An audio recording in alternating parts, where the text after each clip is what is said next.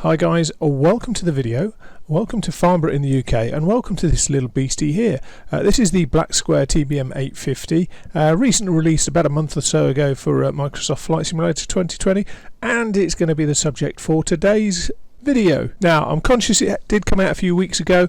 It's had an update since then. I did have a video fired up ready to go, but unfortunately the update came along, and actually I'm glad that I waited. But the aim of today's video is to have a good look at it. We'll have a look at the outside, the inside, take it for flight and see what we think. And I have to be honest, it's something that I really love, this aircraft. Bit of a spoiler there. Now, before we go any further, I will say thanks to those who've supported me over the years.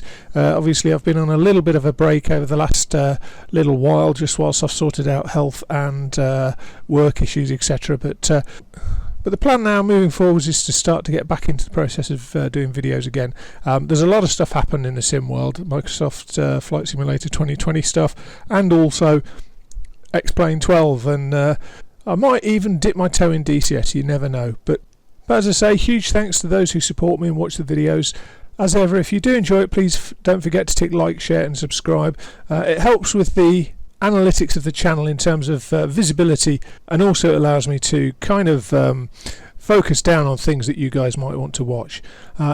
Talking of which, if there is anything that you guys would like me to look at in terms of either review or possibly something instructional, if it's something I'm familiar with, then please feel free to leave a comment in the comments box. I'll always have a look at them. I might not be able to respond to everybody, but I'll always have a look at them.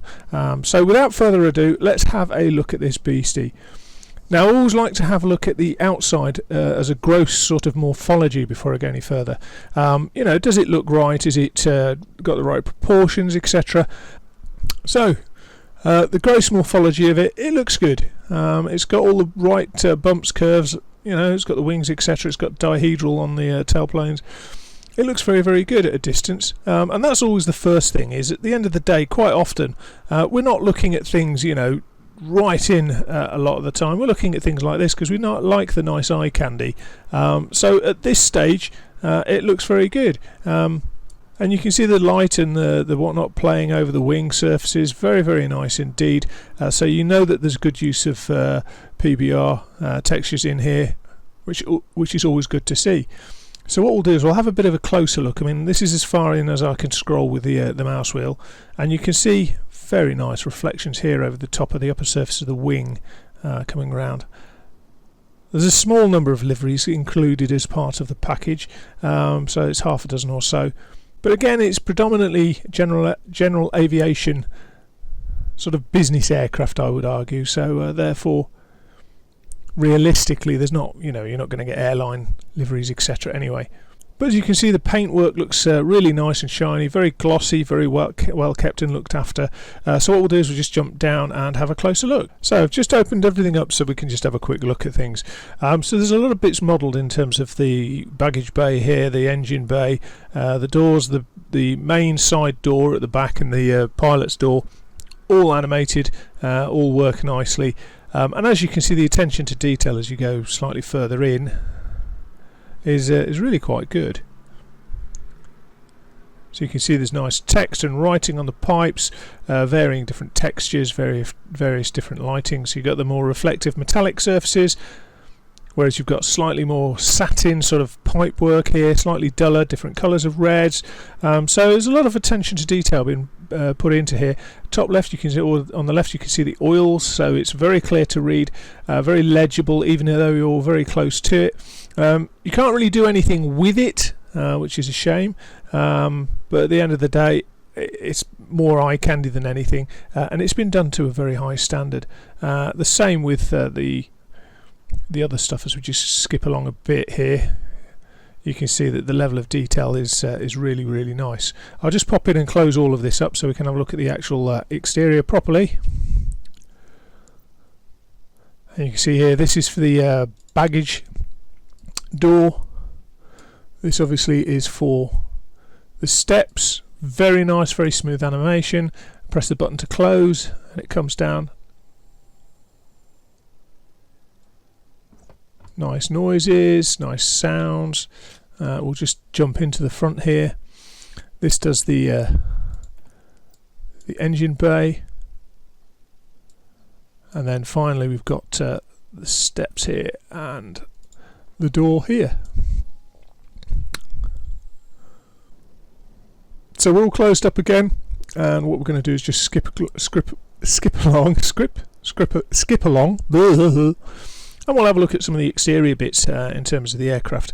So the first thing really is, as I say, the overall shaping is very, very nice. Now I tend to look at areas where it's very difficult or challenging for the developers. So complex areas like this wing fillet and the wing root down here, very, very nicely done. There's no obvious sort of straight lining. There's very, very good sort of blend between the curves, very nicely shaped. The textures as well work very well. So you've got the leading edge boots down here, these sort of dark satiny. Obviously you've got realistic sort of finishes, so you've got the high gloss of the airframe of the fuselage, sort of satiny sort of rubber areas. Down on the tyres, on the wheels, you've got differing sort of, if you look just down here on the bottom right, you can see we've got differing, even though it's the same object, we've got differing sort of slightly matte with slightly gloss between them for the tread. Very nicely done, I have to say. And as I say, I always look for, if it's supposed to be curved, does it look like a curve, and if it's supposed to be straight, does it look straight? And I think you'd have to agree that we do have that here. This curve here, for example, on the door, very crisp, very clean. Likewise the windows, very nicely done. There's very little to be upset about with the exterior modelling. Let's just have a look down at the gear, and as you can see here, exactly the same sort of thing. We've got a kind of mottled effect here for the main sort of arm here. Very shiny oleo, which is consistent with what we would expect. Mottled gear bay, 3D modelling within it, very, very nicely done. And then as you come over to the sort of nose and spinner area, you can see very high gloss with the reflections off the ground. Very, very nicely done. And then again, as you look at the engine itself, or the engine bay area, or the engine area I should say, very nicely modelled spinner in terms of the shape, and also the textures with the reflections, the prop blades, nice big paddles, but you can see the black area for the anti-icing on the leading edge towards the hub. And again, you can see all the clear fixings, lovely curvature here with the air intake, altogether very nice. LED landing light down here, lots of lovely, lovely detail. So let's scoot forward a little bit more. We'll just go to, so looking at the main gear, you can see very nicely modelled. Same sort of thing with the texturing. You've got clear differences in terms of the materials, very nicely modelled. Very little in the way of squaring off, so compared to, you know, even just 5 or 6 years ago, we're achieving a very high fidelity in 3D modelling, which is lovely. Likewise, you can see it's also important to, actually, ironically, it's important to show things like gaps. It's all too easy for this to kind of blend and be one thing, which they've done to a very nice degree here. Very, very nice indeed. And I have to say that overall I'm finding the 3D modelling very pleasing to the eye. Now I mentioned complex curves. You can see here this wingtip with the way it curves here. Really, really nicely done. Static wick on the end of it. Nice lighting cluster on the far right here. And then coming across the wing, you can see it absolutely beautiful in terms of the smoothness and the gloss effect, high gloss effect. And then just skipping around towards the end, you can see the from the rear, you can see the dihedral effect of the tailplane quite clearly now. And I'm anticipating it's going to be a relatively stable aircraft because we've got dihedral main planes and dihedral tail. And the purpose of dihedral is to impose or to increase some level of stability in terms of the aircraft and its handling. And we'll have a look at that whilst we're airborne. But this is the kind of thing where it's designed for flying passengers around, not for air displays, and therefore you'd anticipate that the designers wanted to bring in stability to it. So we'll see what it feels like as we're flying. As I say, it's purely a personal feeling about it. Having not flown one of these in the wild, so to speak, it's very much let's see what it feels like. But let's just pop inside and continue the tour. So this is the kind of aircraft that I absolutely adore for a number of reasons. We've got a blend of tech, so we've got some old school steam gauges and some nice modern TVs. Now this is very early EFIS, electronic flight instrumentation system, so the data that's on them is quite limited, but at the end of the day that encourages that piloting thing that we all want to do. Now what I'll highlight is this is not an overly difficult aircraft to fly. It's got some oddities with the systems, but the systems themselves aren't ridiculously complex. So we're not talking sort of Airbus type systems, but what they are is they're slightly quirky. So there's areas of this aircraft that are, for me, interesting and attractive, that make it something that's good to fly, make it enjoyable. And at the end of the day, that's what we want to do. We're not going to fire up a sim and an aircraft if we hate every moment of flying it. And so for me, that's a very important thing. And this is a really enjoyable aircraft to fly. A bit of a spoiler alert, not everything's perfect, but having said that, the vast majority is, and so I've really enjoyed the time I spend with this. Now in terms of instrumentation, there's a little bit of a shotgun effect. Somebody's stood at the back of the aircraft, pointed towards the front and fired a shotgun, and where the instruments have landed, there's a little bit of a spread. So we do see our standard sort of 6 here, our 6-pack, which is pretty standard fare, but there's some of the systems have got little switches here, there and everywhere that make it just that little bit more interesting for a pilot to operate. And that for me is one of the key things here, is that this is an interesting aircraft to operate. Now it does have things in terms of failure modelling, we'll mention that in a bit, but what we're going to do is have a quick look at the cockpit itself and see what we think. Now 3D modelling. Yeah, it's great in this.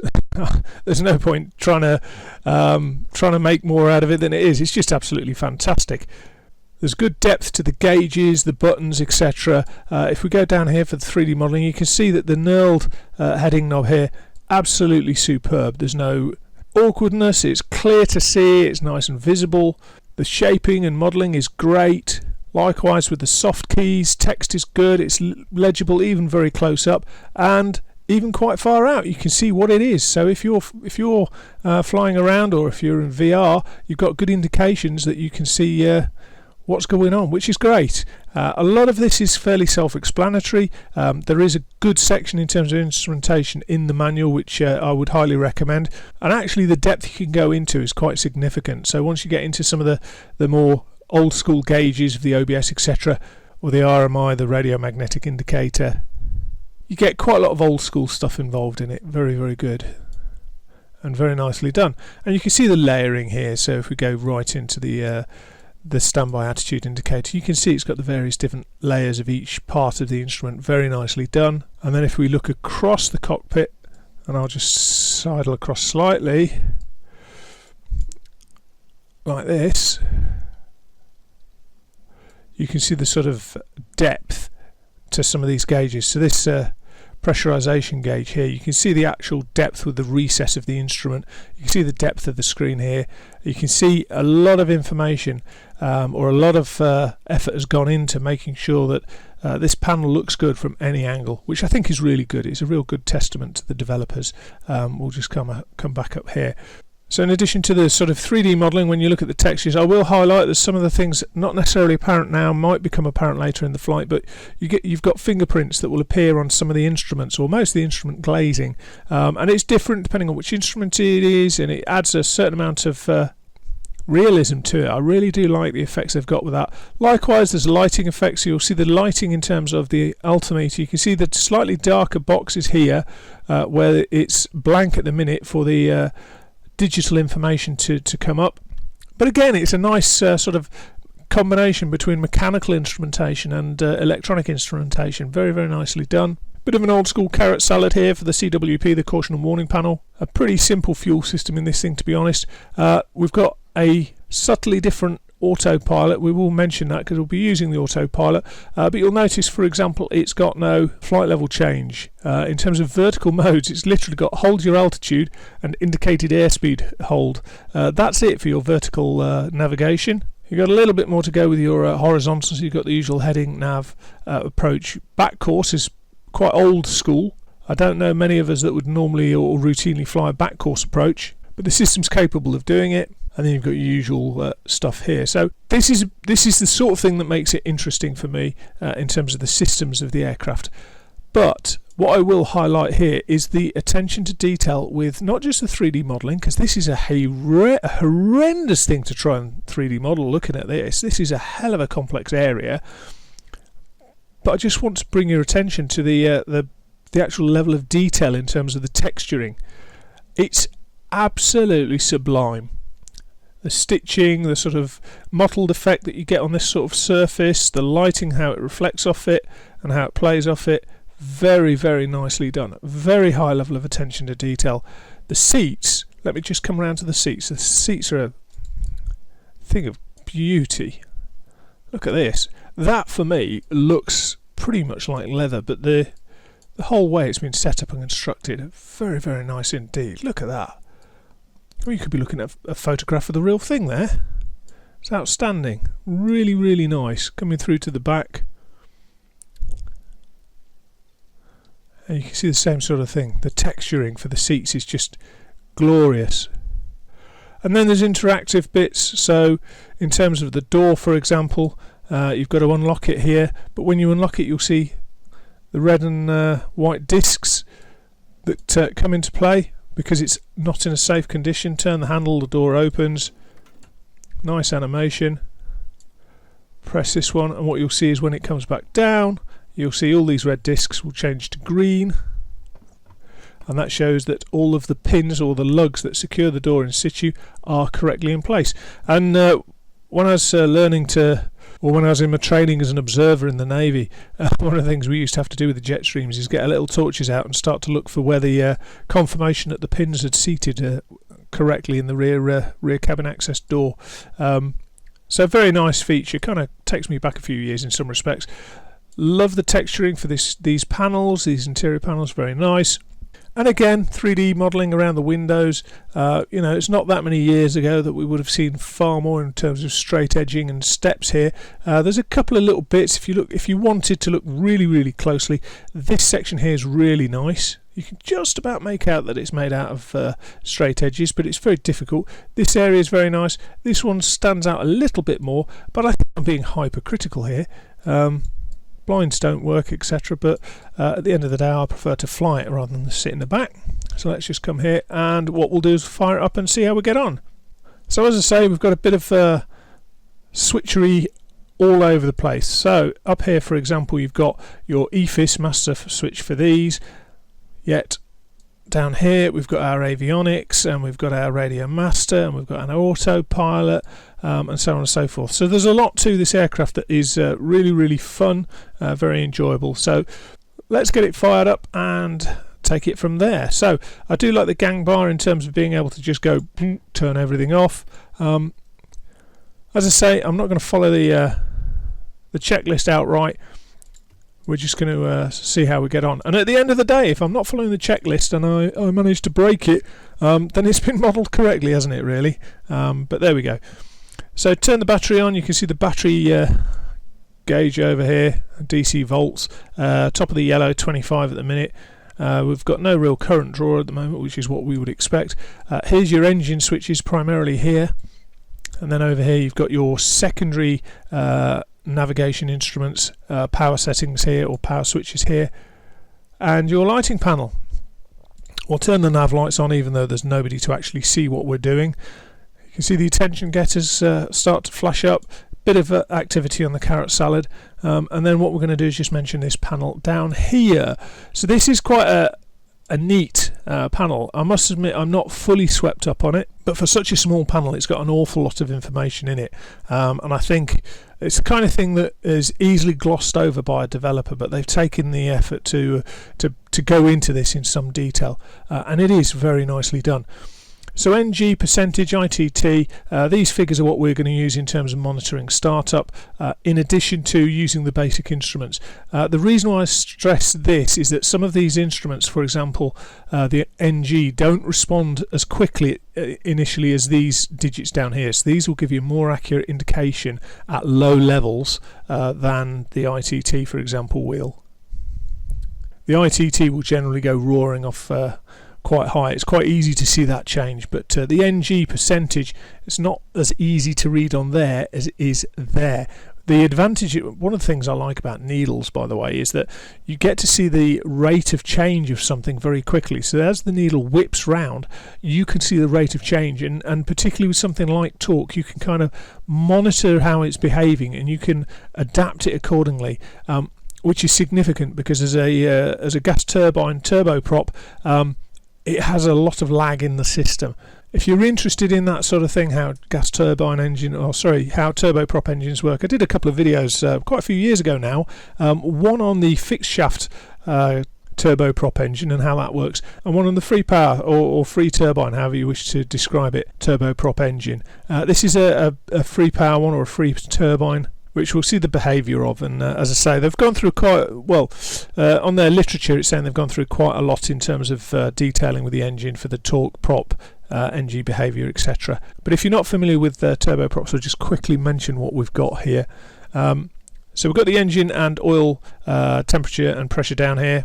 This for me is important because that's basically your engine's health. And then above it we've got 4 gauges, torque, prop, NG and ITT. ITT is the temperature within the engine. It's measured at a particular point, which is determined by the engine designers, and within that they will then have certain parameters that you can't exceed. So for example, your green band goes up to your red bar there. When you get your aircraft documentation as an owner operator, you will therefore have these tolerances that you don't want to exceed, and if we do have a hot start, we can expect the ITT to go roaring off past the red line here, and it will go quite high. And as I say, they have modelled a number of engine behaviours. So they've modelled, for example, the hot start or the hung start, etc. So we'll see. I've had a hot start before. I've not had a hung start, but we'll see. At the end of the day, it's down to our modelling in the aircraft. Now the NG is the speed of rotation as a percentage of the gas generator. So if you like, this is the piece of the engine that's generating a hot, high energy stream of gas. That gas is not, or I should say that the NG or the gas generator is not directly linked to the propeller. There's no gearbox or anything. What it does is this section generates a high energy stream of gas that passes through a turbine, and that free turbine or that free power turbine is what turns the prop. And there's your prop indicator. Now it's a constant speed prop, and I've noted in the literature that's made available with it, everything seems to happen at 2000 RPM. So you'll find that, I mean, I've never flown a TBM 850, so I don't know if there are variances, but you'll find that today I won't mess with the prop lever. I'll just leave it at 2000 because all of the charts in the manual relate to an RPM of 2000 RPM. So when you increase power, you increase the gas that's being generated, or the NG, but your prop, you want to stay at the same speed. So what you do then is you change the pitch of the blades, and in doing so you create forces. The amount of force that's being generated by the gas generator trying to turn the prop is basically your torque, and so this is one of your primary performance measurements in terms of the engine's performance, how much power it's outputting, etc. You'll notice there's a little yellow mark at 100, so in normal operation the maximum torque is 100%, but you'll also notice there's a red mark around by 121, I think it is 121, 122, which is, you can go up to this once you're into 850 mode. So it's kind of like a supercharger for high speed, and you can use 850 mode in the climb or in the cruise, but you don't use it for takeoff. So that's a very basic rundown. As I say, I've done a video previously in terms of free power turbines, which I'll link to in the description, so you can have a look at that if you wanted to learn out a little bit more about how these things work. Now, what we're going to mention at this point is this little thing down here. This, in normal operation for the aircraft, would be the weather radar. You may have noticed it, it's the blob out on the side of the wing, like the pod. Let's see if we can just quickly see it. This bit here. There's a protruding pod that's basically your weather radar. Now what's clever about this box is it's also the control for the system failure modelling. So if I go blah blah blah blah blah to nav, all of a sudden it pings up with this, self-test in progress. Wait a second, and here we go. So the engine condition, 99%. Repair the engine if you wanted, refill the oxygen if you wanted, and reset all failures. But the more interesting bit is if we click one along, we get to the failures page. And this is where you can muck around with the failures to your heart's content.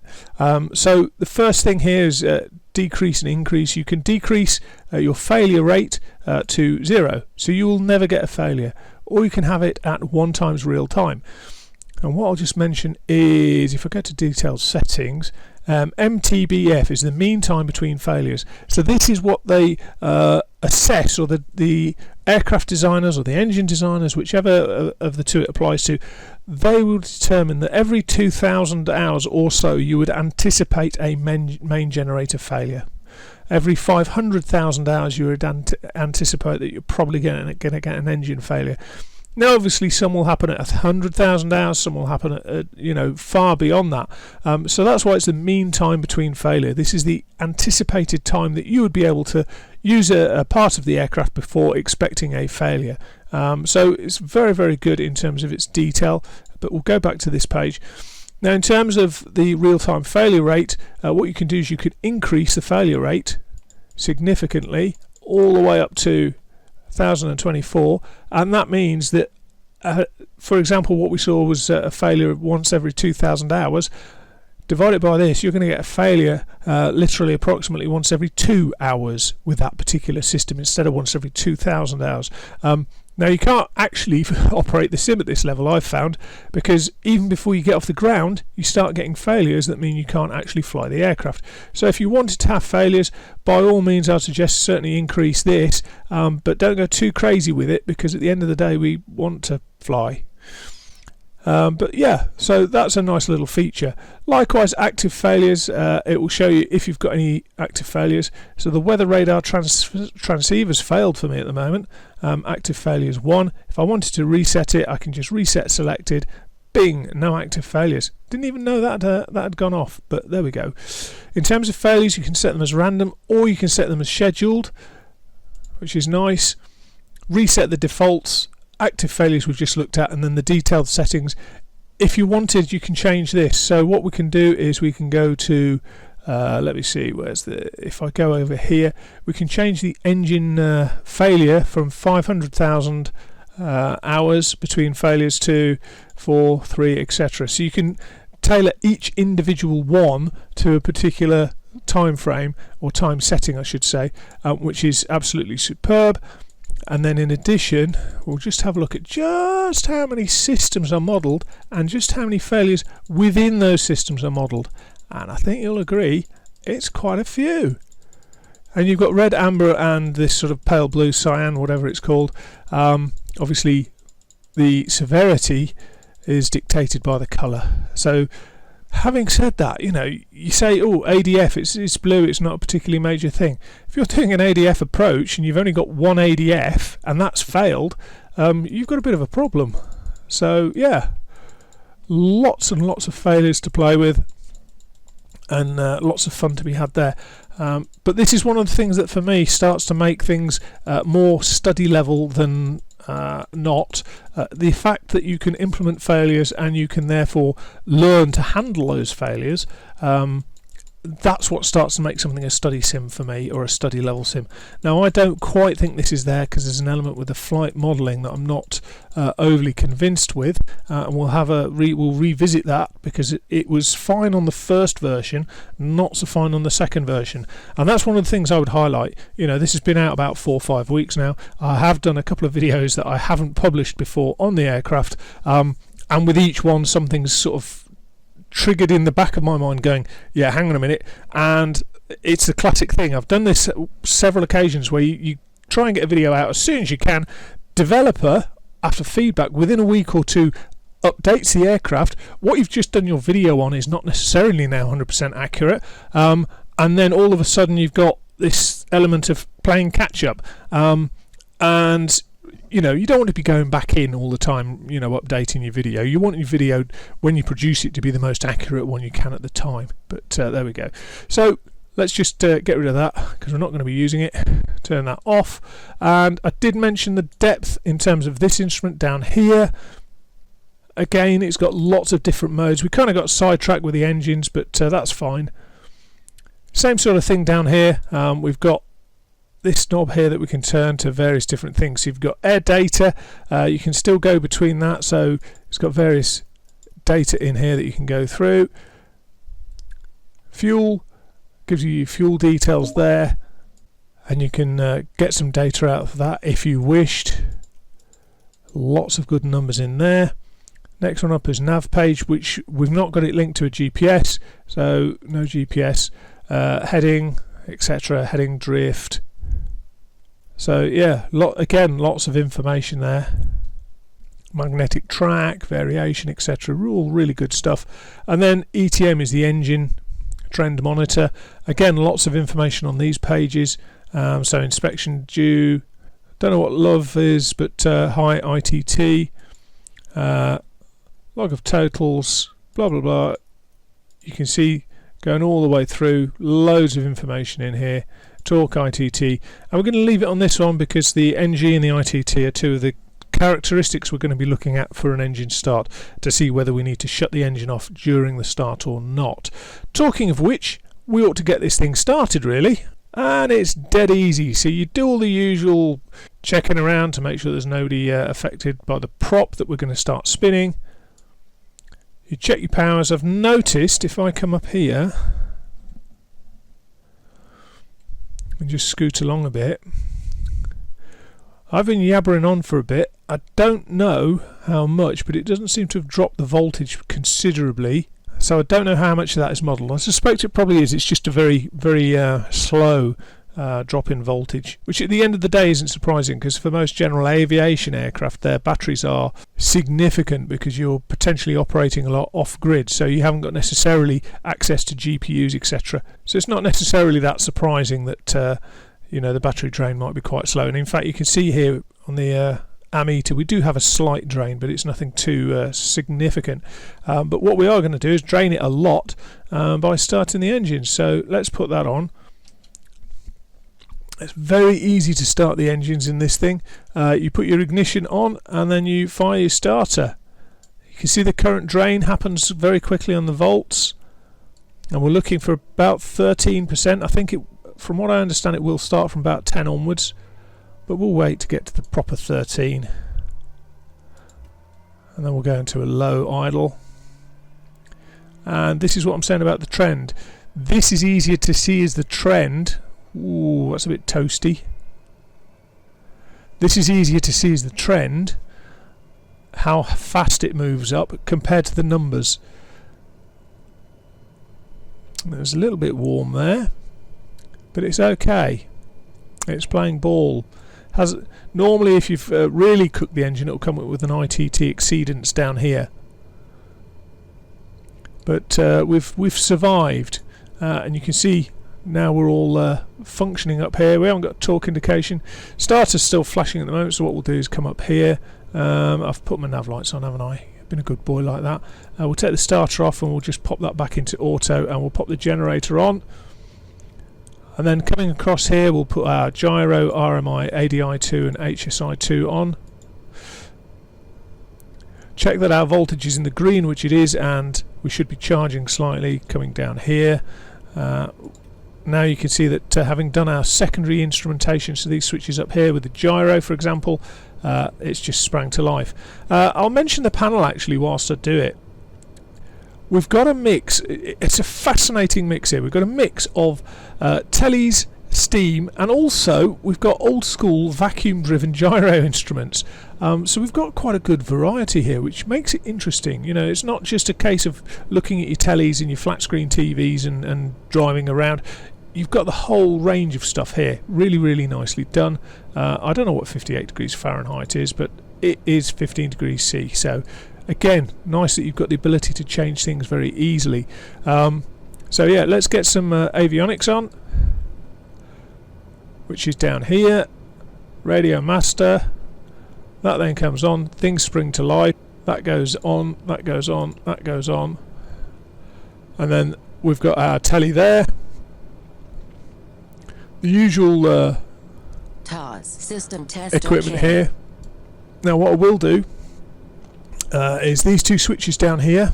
One of the things they advertise is that you can change stuff on the fly. You can indeed do that. So here you've got the option of the GTN 750, which is the two add-on GTN 750s, or you can have the 530, which is the two normal 530s.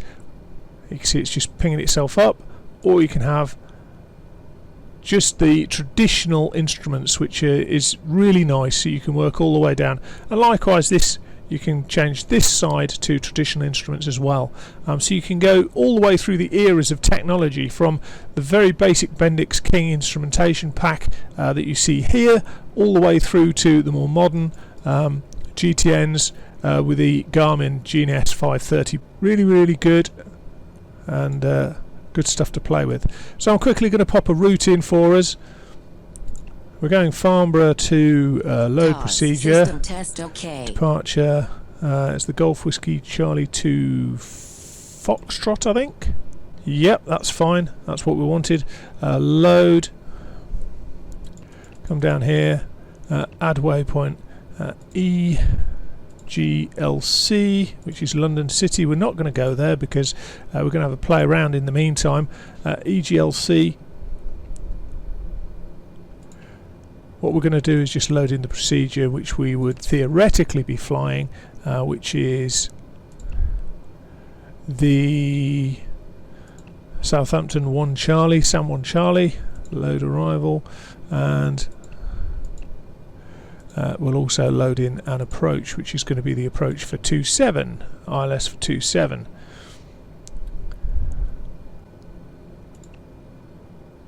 Load approach. And then there's a couple of bits we want to get rid of.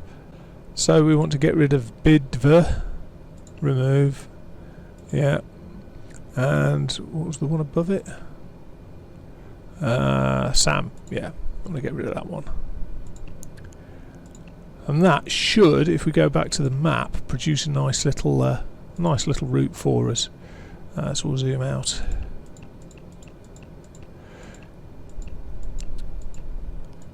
Yeah, here we go. If we'd had Sam, etc., it would have come down here, gone all the way over here, and then come back again. But we've set a route. It doesn't really matter because we're not going to fully fly the route. But as I say, it's really nice, the integration. They've done it really well. I do like the GTN 750. It's a really nice bit of kit. It's much more user friendly than this. But you know, we're going slightly off track there. As I say, let's get our flight plan up. Let's have a quick look here, see what we've got. Oh, we've got loads of yellow stuff to sort out. Okay, so fuel, we'll mention that to start with now. This is fuel management. There's this and also the fuel dials, the fuel control down here, so you can switch it manually if you wanted, or you can have it on auto, and I tend to leave it on auto. So fuel select, put it onto auto, and what it'll do is it'll automatically flip-flop between the two tanks to maintain balance. Really useful feature, particularly if you're in the situation we are, a single pilot workload. It's just another thing to help you out. It's the kind of thing though that you can't just take for granted, so you have to keep checking your fuel just in case you have an imbalance because the system's not working. And again, it's the thing that potentially you wouldn't necessarily have attention getters in all aircraft in terms of you know, flagging it. I can see you've got captions here for left and right fuel low, fuel pressures, etc., but I can't see anything to say that there's a fuel imbalance.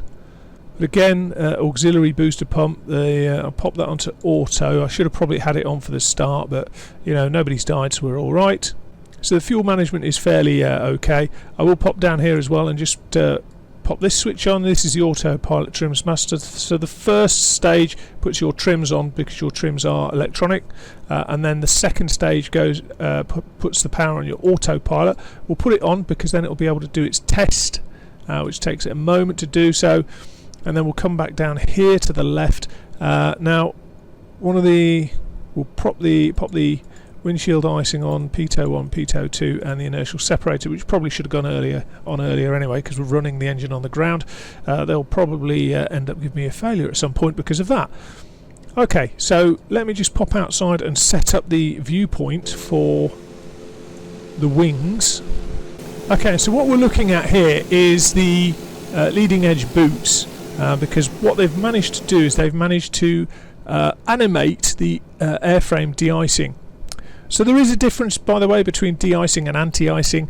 The clue's in the name. Anti-icing, in theory, in its truest sense, is preventing icing from building up.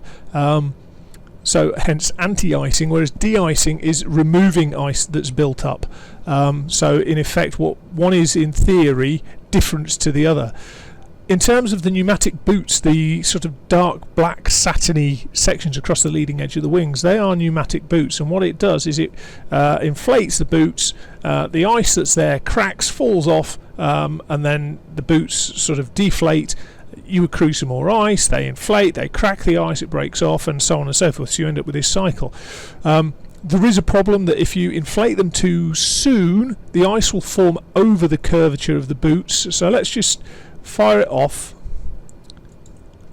and you'll see what I mean. In fact, I need to put the pneumatic system on over here. So we're not going very high, we don't need to set anything in terms of cabin pressure, but we do need to turn our bleeds on. We're going to turn our internal fan on. We're also going to put our fan flow automatic, and the temperature for the cabin, we'll just turn it down a little bit. Make sure we've got it full on to normal, and then that's our cabin pressure indicator. But what we'll do is we'll go back here and we'll redo this. Now we've got our air on, this should work. So let's just press that, and what we're expecting,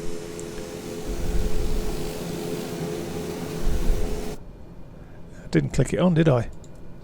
There we go. So the outer sections inflate, you can see here. They then deflate, the inner sections inflate. And in theory what happens is this change in shape in the leading edge basically cracks the ice that's formed. And as I say, if you were to, let's just dump inside. If you were to turn the engine, the airframe de-icing on at the wrong point, you would have it inflated. The ice would form over the inflation. The inflation would go back down again, and what you're left with is ice that conforms to that. So every time you reinflate the boots, it wouldn't crack the ice. Absolutely awesome piece of engineering, but not entirely foolproof. But there we go. So it does have airframe de-icing modelled. I'm not entirely sure how much of this is modelled within the sim itself, i.e. We can model the systems, but I'm not sure if there's airframe icing effects modelled within Microsoft Flight Simulator. I don't know. If you do know, pop a comment in the comments just to let us all know. I will also mention, by the way, you've probably noticed it, I've got the frames per second up in the top left, so it's not excessive in terms of frames per second, but it's certainly... you know, I've got a very good GPU and I've got a very good CPU, and it's still, you know, late 30s, early 40s a lot of the time. So it's not excessive by any stretch of the imagination, but it's certainly... Oh, best pop the main generator on, have we? There we go. Probably popped one through too far, did I? Yeah. We also need to put our EFIS on. Nice whine as it powers up. We'll have a quick look at the EFIS down here as well whilst we're at it, because this instrument has a lot to it. So here it comes up pinged with the GPS. So you can obviously change your heading, left, right, etc., increase, decrease. Press it, it goes round to your current heading. The course is exactly the same. So if you're in VOR, you can change the course of the needle, which is nice. And I'll just mention the modes. So it's got GPS. Can't change the course on the needle because it's a GPS track that you're trying to follow. But you've got GPS. You've then got RNAV. So if you're doing RNAV, you could then use that mode. MLS doesn't exist really nowadays, but it used to be the microwave landing system. It was kind of designed to be a higher, more accurate version of the ILS. But I don't know whether it was the cost or what, but it didn't really push its way into the market. And again, ADF, very old school, very low tech, but there are some airports that still only have an ADF approach. And the thing with an ADF is it's really cheap to maintain compared to VORs, etc. It's the cheapest nav aid that you could have based on the ground. Obviously GPS in the aircraft now is taking precedence, so there's not many airfields where your only option is an ADF approach, but there are some, so it's worth having it. VORs, we're used to VOR1, VOR2, different colours obviously, and then GPS back to GPS. But if we go to VOR, you can also swap between VORs 1 and 2 up here using this button. HSI, I don't know what that does, to be honest, but yeah, it doesn't seem to do anything. You can also call up the needles, so VOR1, GPS, RNAV, and then this one will do VOR2, ADF. So you can have all sorts of fun going on around here. It's like a right old party, isn't it? So yeah, very versatile instrument.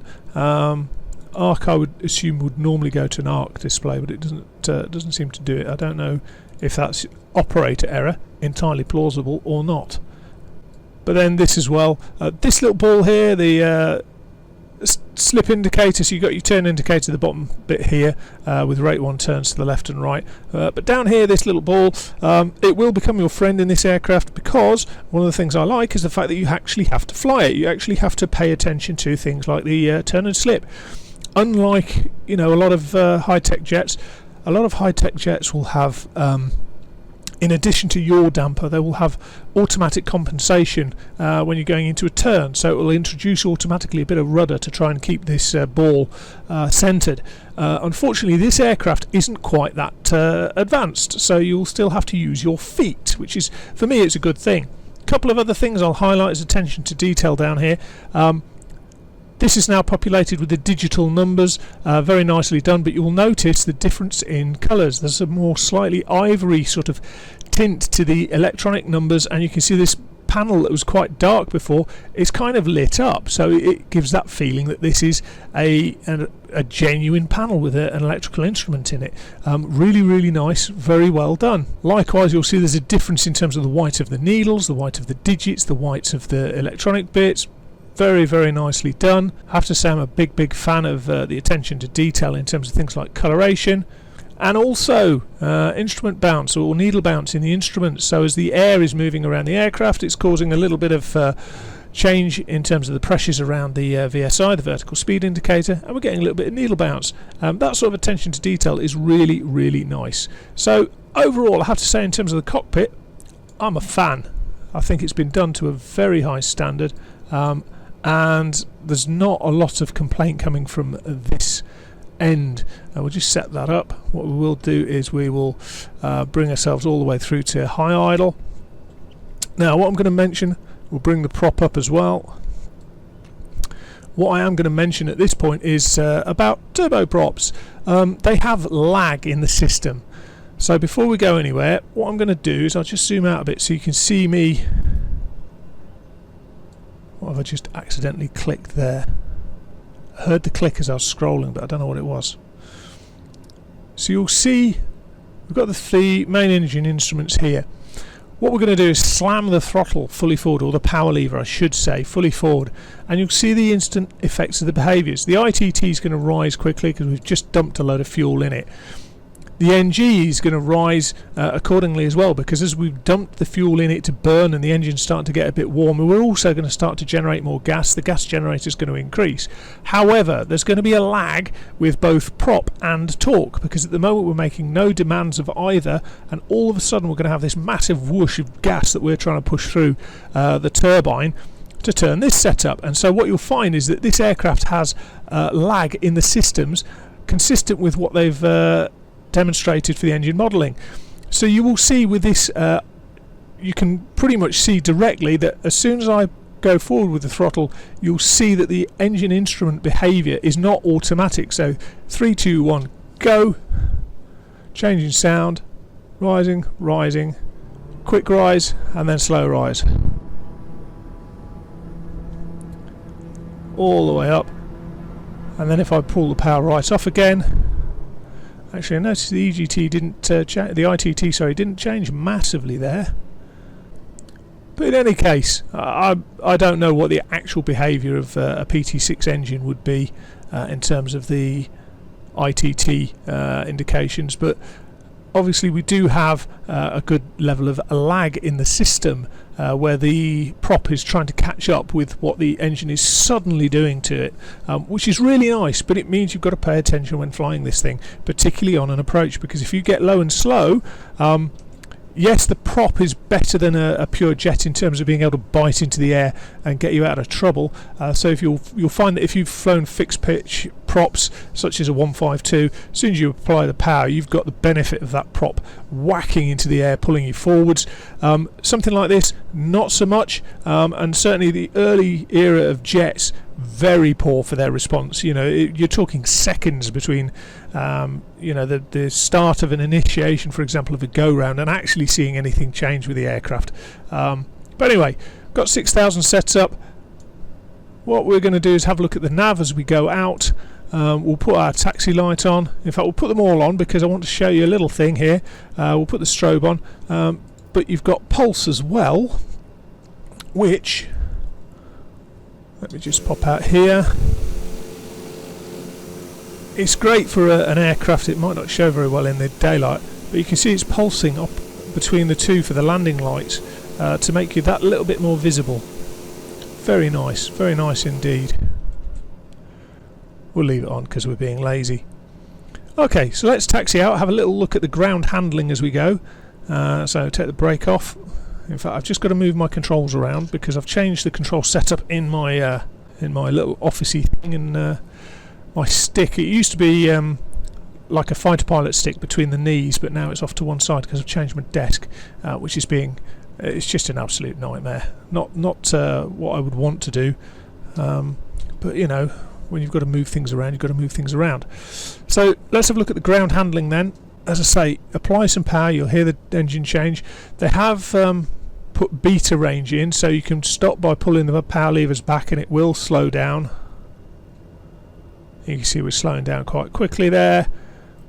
And it's just like a real turboprop. A real turboprop, you tend not to ride the brakes, you tend to use the beta range to slow down.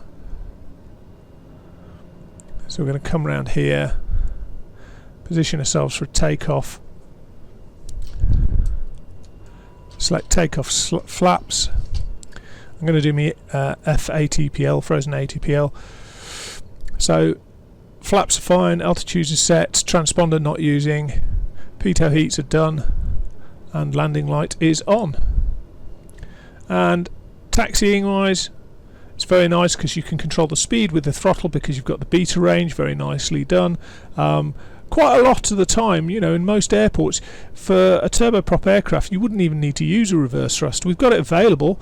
I've still got it set as a key bind or a key press on the keyboard because you don't need it with this aircraft, to be honest. And if you did, you've probably done something a little bit hairy. But lining up on the runway, oh, you know what I haven't done? I haven't done the trims, which is important because we're just about to put several hundred horsepower through a prop, which is a massive, great big spinning gyroscope. Now you can see down here, trims are nice and easy. You've got a takeoff trim position here, so let's just trim.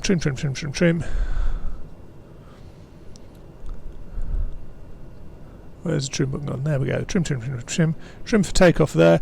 In the green band, I've noticed that if you put it too far down to the front, but you've got no passengers in the back, it can be a bit of a pig to lift the nose. But in the green arc, set for takeoff, wings level on the ailerons. Right, let's get out of here and see what we think. Introduce the power. Wait for an engine response. There we go. Off the brakes. A little bit of right rudder as we go down to counteract the tendency to yaw to the left. Really easy to drive. Airspeed's indicating. It says easy to drive as he drifts off to the side. Gradually lifting the nose, probably a little bit slow actually for the lift off. Pitched about 10 degrees. Gear up, allowing the aircraft to accelerate. Flaps up, and 10 degrees seems to be a decent climb out angle. We're aiming for about 160 to 170 for the climb. What we'll do is we'll just go over here and we will select yaw damper. That's what I've clicked, isn't it? Yeah, there we go. So we just have to fly it manually for a little bit just while we wait for the system tests to finish. Pay attention to where you're going, Richard. It's not that hard, is it? There's no rocket science involved in this. Just trim ourselves a little bit as well. And don't forget to keep the ball in the middle, which I've already failed to do with great impressiveness at this stage. Going up at 2,000 feet a minute. haven't got my glasses on, so I'm not entirely sure what speed we're at. I think we're probably just approaching 180 now. The air autopilot's available to use, so let's pop your damper, nav, indicated airspeed, autopilot, and we'll let it do the hard work. And then whilst it's doing that, we will trim it back into the black ball back into the centre as we're going. Just got to be mindful that we're turning at the minute. So, and there we go. So let's have a conversation about the autopilot. In fact, whilst we're at it, we'll take the inertial nav, if only, the inertial separator off. So, actually, whilst we think about it, we'll also, before we get involved in that, we'll also look at the 850 mode. So the 850 mode is basically constrained to when you're in the climb or in the cruise. And in a stroke of genius, they've managed that by combining the 850 mode with the flaps. So obviously it means in order to use 850 you have to have your flaps up. Inevitably you're not going to have your flaps up in either takeoff or landing configuration, but what it does is it's basically like, if you remember the really old school cars with an overdrive, once you're in a climb or once you're, in fact, while I think about it, we'll just put this all the way up to 10,000 so we don't get interrupted.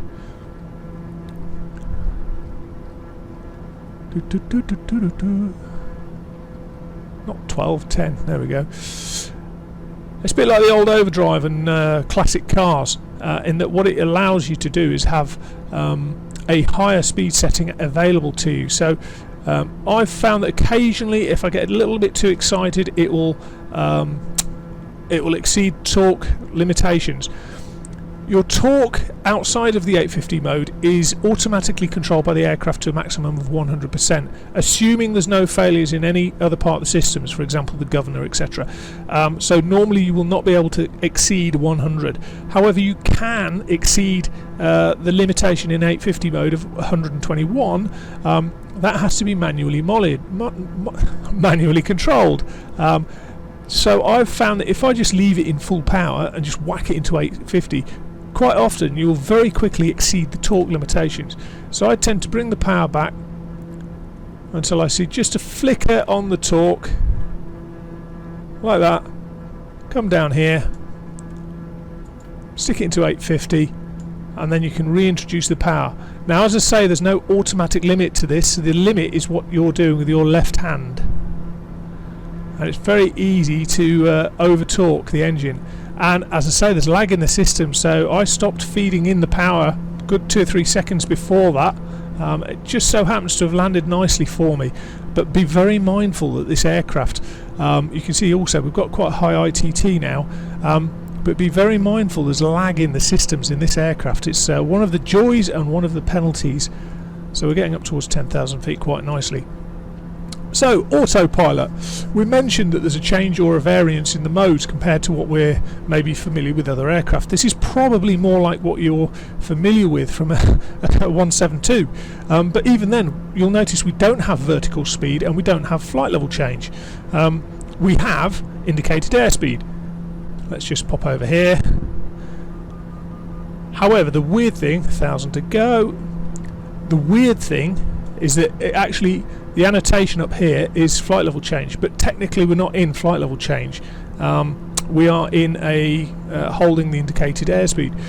Okay, so in terms of indicated airspeed, let me just balance the aircraft again. Don't want to do it too much because we're in a turn. We're levelling out there, and we'll see what it tops out at in terms of speed as well. It's not a particularly quick aircraft, but it does have a lot of charm to it, shall we say. So anyway, if we're looking at the modes, we've got the usual lateral mode, so that's not really a massive issue for us. But if we want to climb or descend, we only really have one system available to us to do it, and that's the indicated airspeed. So if we want to go down to 9,000 feet, we can dial in 9,000 feet. We would then dial in the indicated airspeed, press indicated airspeed, and it will retain whatever this airspeed is it was engaged at. If you wanted to go up, you just increase the power, and because of the indicated airspeed, we're going to reduce our power, and you'll find that as we've reduced power, it will want to maintain the indicated airspeed that we had set, and in doing so it will start to descend.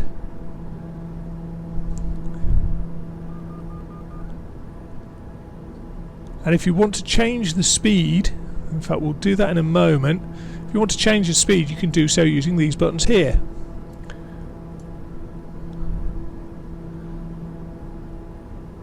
So we'll just wait for it to get to 9,000 feet. Alt capture coming in there. It will start to slow down with our current power setting. Let it sort its life out.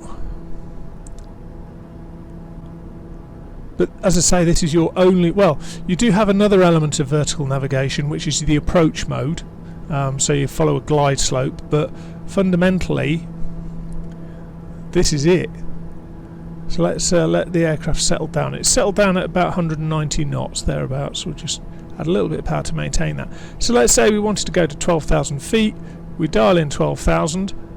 We go, I want to climb at 190, so let's get the speed back up towards 190. And then when it's at 190, you click indicated airspeed.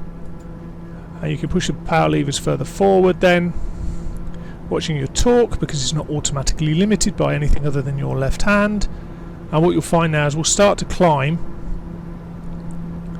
but we'll maintain the speed, or we should maintain the speed we selected. I've given it a bit of a challenge to do it in both a climb and a turn at the same time, but it's getting there. And you see the speed's coming back to 190.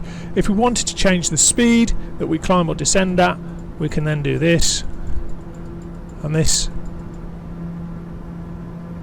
lowers the speed, so speed down, and you can see the needles going down and speed up. If I increase the speed, the nose pitch is down and the needle will start to increase.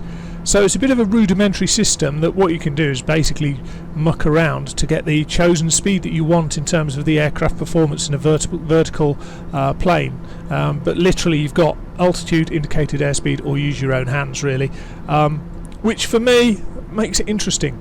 You know, variety is the spice of life. So let's have a look at a different aspect now, and let's have a look at aircraft handling. And this is one of the areas where there's a little bit of a concern for me. So let's take the autopilot out. Beep. So we've got the flight director in, that's not a problem. Let's get ourselves sorted out, and we'll have a look at the handling. Now we've got to bear in mind, get the flight director off as well. Got to bear in mind this is basically designed for ferrying passengers around, so we can expect it to be relatively... I've got a bit of a roll to the left, not a massive problem. I can trim that out with the aileron trim. There we go, and it can be flown quite readily hands off, and you can steer it with your feet if you wish. Bring it around to the left, you can steer it with your feet to the right. It's a very stable aircraft, which is what you would anticipate.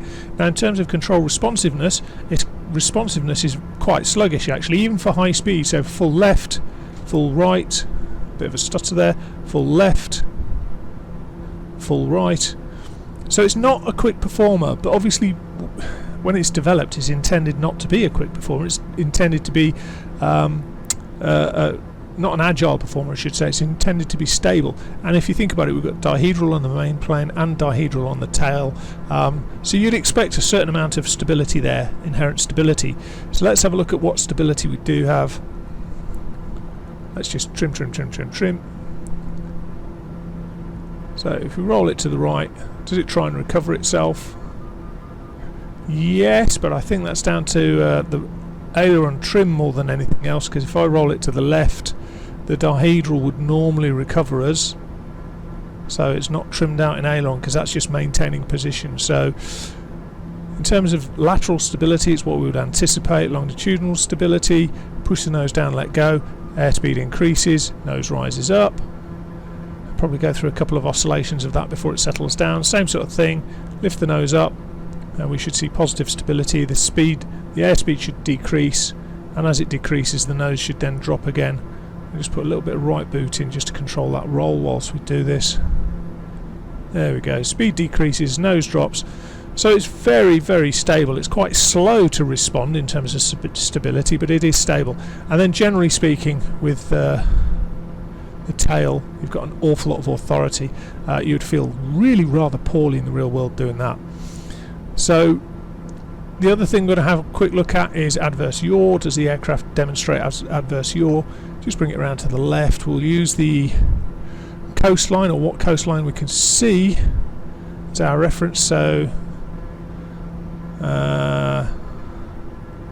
yeah, we haven't really got any coastline that's identifiable, so we'll just bring it over towards this this cloud here. So I'm going to use this cloud here. I'm going to put it on the centre line, this one, and then we're going to go and see if there's adverse yaw modelled. So what should happen is, if you roll to the left with adverse yaw, the nose should initially go right. So roll to the left, and it does. Roll to the right, it goes left. And we can exacerbate that, and you can see the nose will start to swing left and right. Full left nose goes right, full right nose goes left. So it has got adverse yaw. It's nicely modelled. It's quite well damped. Oh, we didn't put our pressurisation on because we were expecting to fly at 10,000 feet.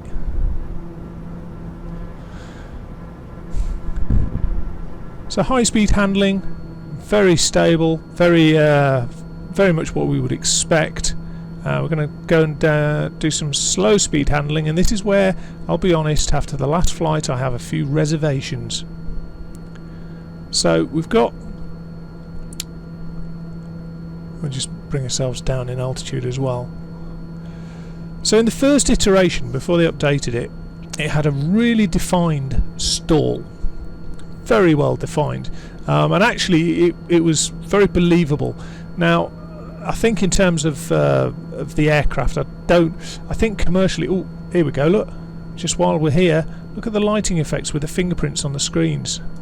Really, really nicely done. Love it. Absolutely love that attention to detail for that sort of thing.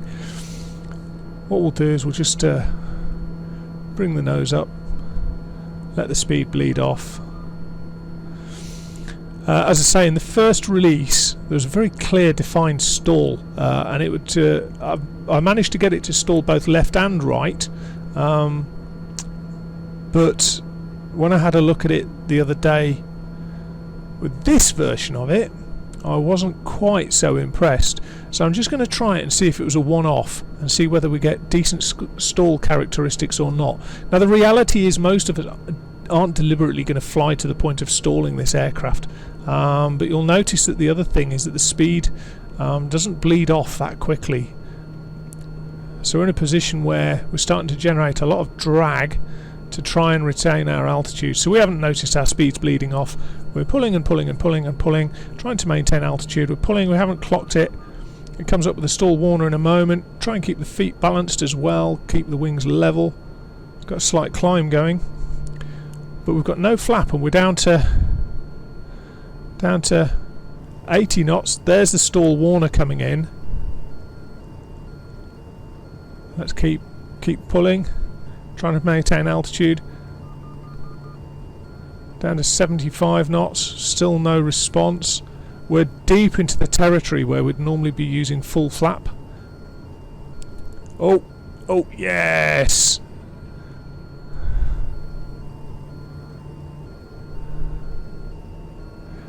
Nice. It didn't do that at all for me the other day. I wonder what set it off the other day.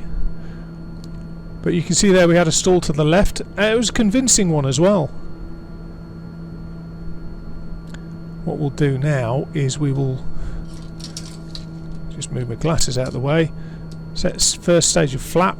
Now normally when you're flying and doing first stage of flap for stalls, you'd recover at the first sign of a stall, or for the incipient stage, so before it dropped any wing, you'd basically go, yeah, as soon as I've got an indication that I'm stalling, stall warner, etc., you would hammer that throttle forward, you'd remove the cause of the stall, and you'd try and fly away from it. But we're going to be really, really poor in terms of our aircraft handling.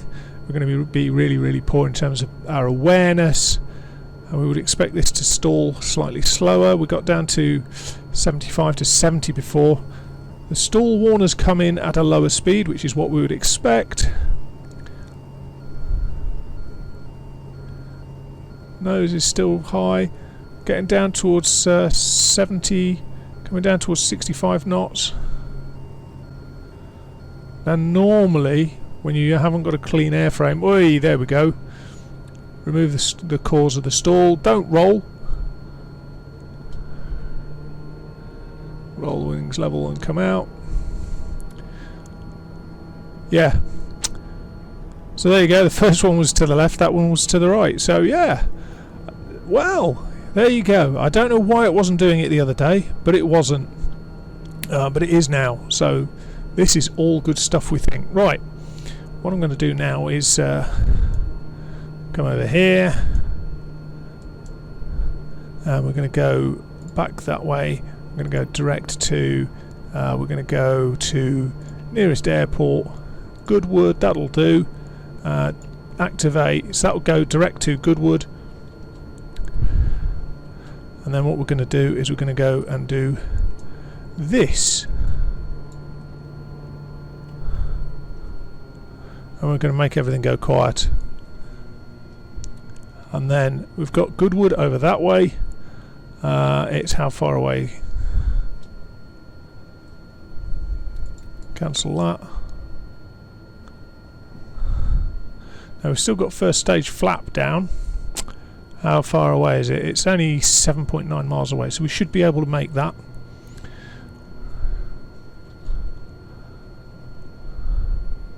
Now what we can do here is we can use our needles and we can go, you know what, I want to know not where I am in relation to a track to Goodwood.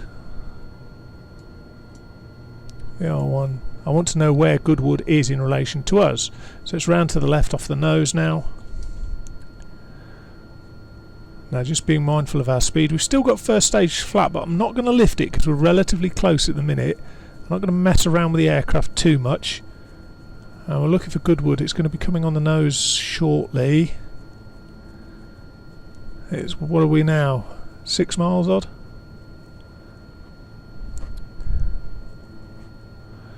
I have no idea what Goodwood looks like from the air.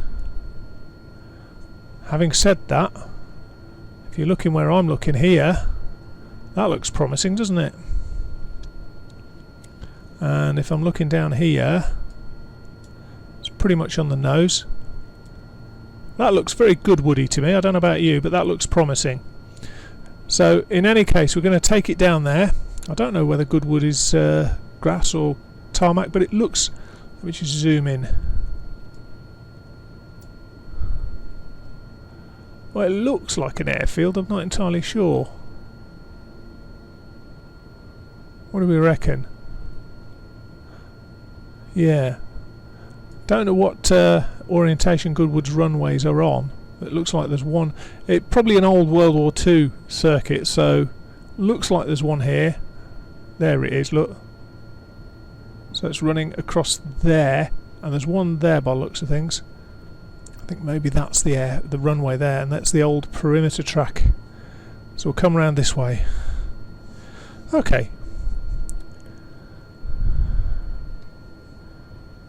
We'll just bring ourselves out this side so that we can try at least to see if we can get some sort of landing out of this. And while we're doing this, yeah, that's where we're aiming. While we're doing this, we'll have a talk about the aircraft as a whole. I think you'd have to do quite well to beat this for $29.99. I think it's a really good value add-on for what you get. My doubts about the handling when I last flew it have now been completely sort of blown out the window. It does stall. It does have some good low handling effects if you mishandle the aircraft, and it is all round a very, very nice bit of kit to fly. Yeah, that looks like a runway, doesn't it? 120 knots, that'll do nicely in terms of our speed at the moment. We'll just do a couple of S-turns just to... you don't really want to turn your back fully on an aircraft, on an airfield that you're trying to land on, but we can use gear and flaps to try and control if we're too high and too close. But we don't want to turn too far away from it. We do, however, want to find it again. There it is. And we're quite high, so we'll take full flap, and we'll also take gear. Speeds come down nicely to 100. We'll trim it a little bit. Don't sink.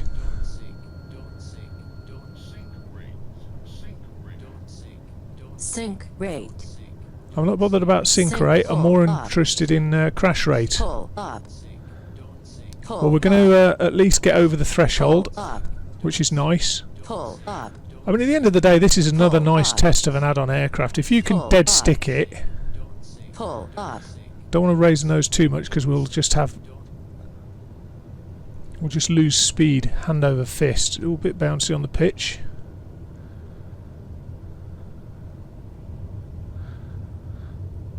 There we go.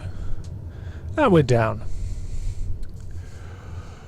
So, let's come up with some sort of conclusion, shall we? Exterior modelling. Absolutely gorgeous. In fact,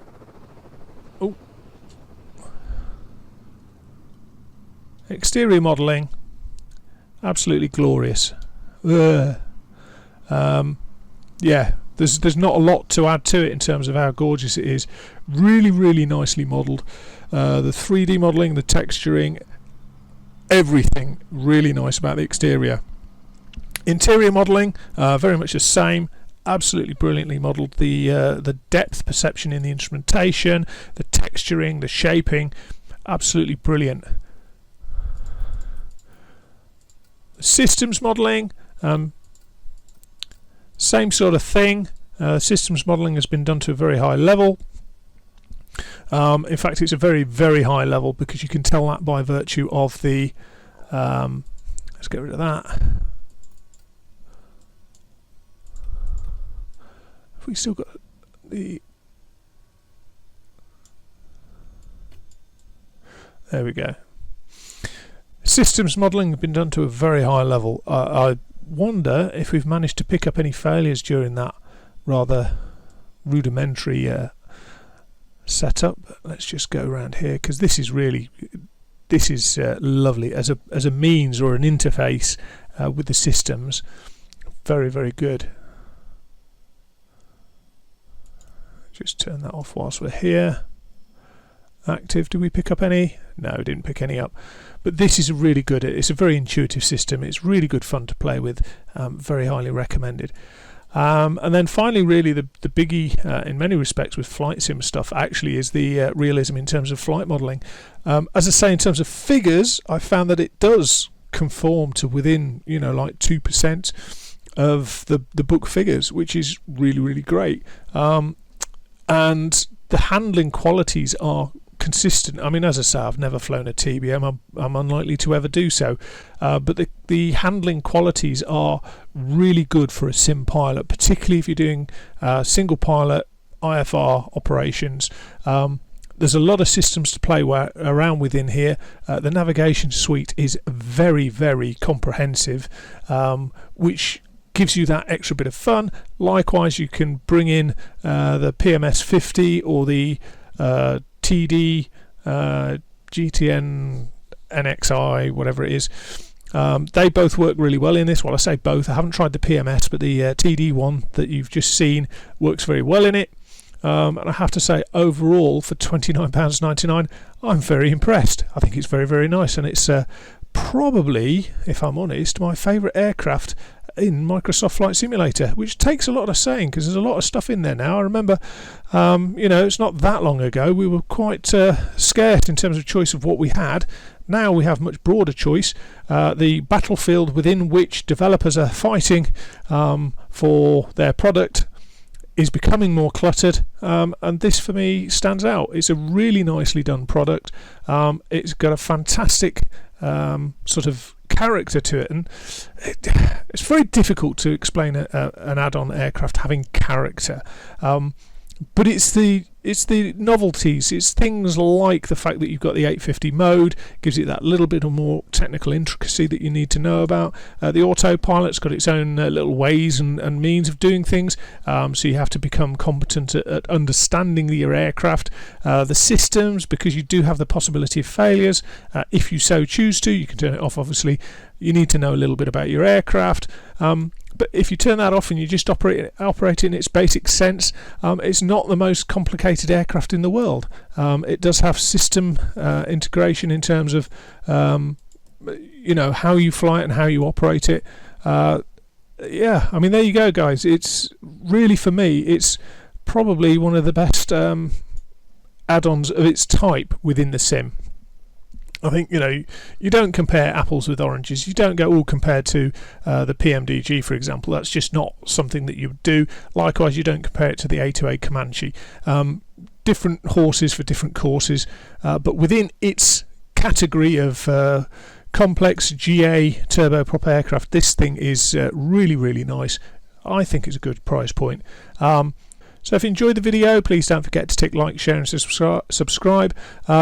As I say, the channel analytics, it helps me determine what's doing well, what's not doing well, and also the visibility of the channel, so that other people can find out about it.